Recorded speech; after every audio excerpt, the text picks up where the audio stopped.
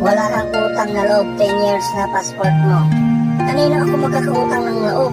Eh, binayaran ko naman yung passport ko na yun ha. Baka sa senador na gumawa ng batas na yun. O baka naman yung sinasabi mong pagpirma ni Tigong. Para po sa kalaman ninyo ha, ang mga political choices nila yan. Yan ang gusto nilang maging trabaho.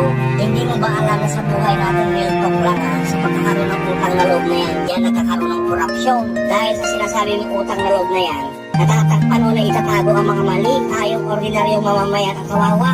If they get manipulated you, they will hate you. Yan ang nangyayari ngayon kay BBM. Hindi dahil wala akong nagagawa ang Pangulo ngayon. Yan ba yung sinasabi nilang weak leader? Hindi nila kaya pupukin?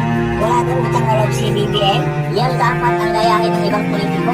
Bibigyan kita ng example para maunawaan mo ang sinasabi ko. Gaya ng pogo na sinuportahan ni Digong. Kung yung utang na loob na yan ang sisira sa buong sambayan ng Pilipino kahit wala ng utang na loob si BBM. Milyon na tao, milyon na pera ang pinag-uusapan sa gobyerno boy.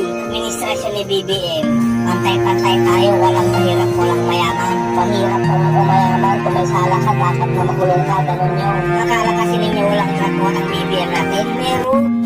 Pusher nga lang ang inuuna, hindi user. Para mas maintindihan mo, bibigyan na naman kita ng example para makatulong naman sa buhay mo. Kung gusto mong mawala ang sangga mo sa bakuran mo, dapat tanggalin mo ang ugat. Hindi lang puro sanga o dahon ang tatanggalin mo.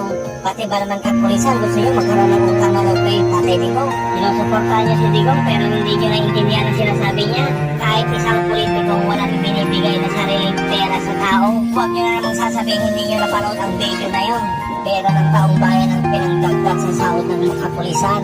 So dapat sa taong bayan din manilpi ang mga kapulisan. Doon palang mali ang sinasabi ng mga taong sinusundan ninyo. Kaya ngayon palang mag-isip ka na kung ano ba ang hangarin ng sinusundan mong tao. Ikakabuti mo ba o ikakabuti ng sambayan ng Pilipino? O baka naman pang sarili lamang nila? Ngayon alam mo na hindi pwede ang utang na loob sa mga politiko ha. Ito ang tatandaan mo.